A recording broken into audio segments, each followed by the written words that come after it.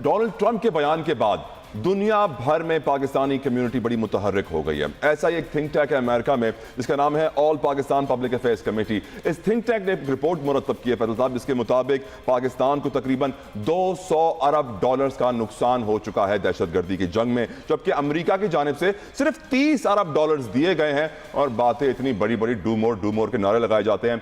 आपकी नजर में इस थिंक टैंक की रिपोर्ट को हमें किस तरह देखना चाहिए, इस पर किस तरह हमें अपना अगला कदम उठाना चाहिए? तला, ये बहुत अच्छी बात है पाकिस्तान का अमेरिका के अंदर कोई थिंक टैंक का होना और अमेरिका से आवाज आना, अमेरिकन गवर्नमेंट के खिलाफ, उनके प्रेसिडेंट के खिलाफ हकाइक सामने लेकर आना, ये बहुत बड़ी बात है। होता यह है कि इंडियन लॉबिंग, इंडियन एडवोकेसी इतनी ज्यादा भरपूर है, जिसके हम नताइज देख रहे थे कि डोनाल्ड ट्रंप ने जिस तरह का खिताब फरमाया, जिस तरह का हिंदुस्तान के साथ मामला होता है, पाकिस्तानी सफारत, अब मैं क्या बोलूं, पाकिस्तानी सफारत खाना भी खामोश है, पाकिस्तान का दफ्तर खारजा भी खामोश है, पाकिस्तान के वजीर खारजा लापता रहे, पता ही नहीं चला उन्होंने स्टेटमेंट दिया नहीं दिया। लेकिन बहरहाल आर्मी चीफ का स्टेटमेंट आया बहुत दबंग किस्म का। उसके बाद हमने देखा इमरान खान बहुत जबरदस्त बोले, उसके बाद पाकिस्तान पीपल्स पार्टी के लीडरान ने बहुत अच्छा खिताब किया और वो वाज़ेह तौर पे सामने आए।